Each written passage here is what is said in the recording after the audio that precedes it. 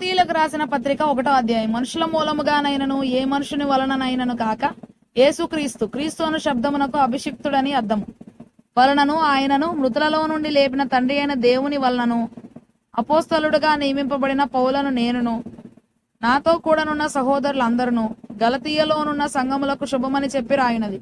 తండ్రి అయిన దేవుని నుండి మన ప్రభువైన యేసుక్రీస్తు నుండి మీకు కృపయు సమాధానమును కలుగునుగాక. మన తండ్రి అయిన దేవుని చిత్త ప్రకారము క్రీస్తు మనలను ప్రస్తుతపు దుష్టకాలములో నుండి దుష్టయుగము నుండి విమోచింపవలనని మన పాపముల నిమిత్తము తన్ను తాను అప్పగించుకొనెను. దేవునికి యుగ యుగములకు మహిమ కలుగునుగాక. ఆమేన్. క్రీస్తు కృపను బట్టి మిమ్మల్ని పిలిచిన వారిని విడిచి భిన్నమైన సువార్త తట్టుకు మీరింత త్వరగా తిరిగిపోవట చూడగా నాకు ఆశ్చర్యమగుచున్నది. అది మరి ఒక సువార్త కాదు గాని క్రీస్తు సువార్తను చెరుపగోరి మిమ్మల్ని కలవరపరచువారు కొందరున్నారు. మేము మీకు ప్రకటించిన సువార్త గాక మరి ఒక సువార్తను మేమైనను పరలోకం నుండి వచ్చిన యొక్క దూత అయినను మీకు ప్రకటించిన యెడల అతడు శాపగ్రస్తుడవును గాక. మేము ఇది వరకు చెప్పిన ప్రకారం ఇప్పుడును మరలా చెప్పుచున్నాము. మీరు అంగీకరించిన సువార్త గాక మరి ఒకటి ఎవడైనను మీకు ప్రకటించిన యెడల వాడు శాపగ్రస్తుడవును గాక. ఇప్పుడు నేను మనుషుల దయను సంపాదించుకొన చూచుచున్నానా, దేవుని దయను సంపాదించుకొన చూచుచున్నానా? నేను మనుషులను సంతోషపెట్టగోరుచున్నానా? నేను ఇప్పటికీ మనుషులను సంతోషపెట్టువాడనైతే క్రీస్తు దాసులను కాకయే పోవుదును.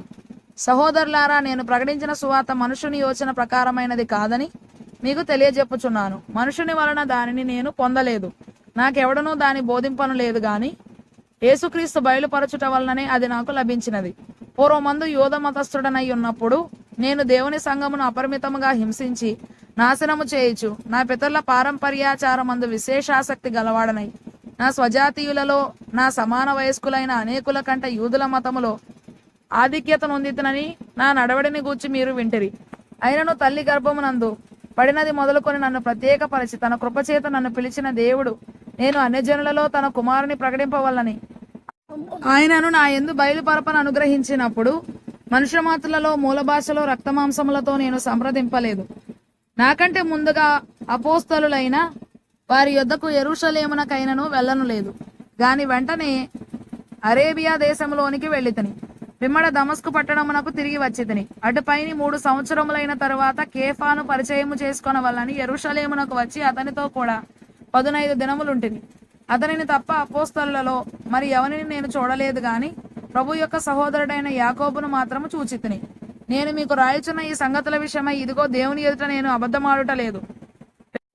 పిమ్మట సిరియా కిలికియా ప్రాంతములలోనికి వచ్చితిని. క్రీస్తునందున్న యోదయ సంఘముల వారికి నా ముఖ పరిచయము లేకుండెను గాని మునుపు మనలను హింసపెట్టిన వాడు తాను పూర్వమందు పాడు చేయుచు వచ్చిన మతమును విశ్వాసమును ప్రకటించుచున్నాడను సంగతి మాత్రమే విని వారు నన్ను బట్టి దేవుని మహిమ పరచిరి.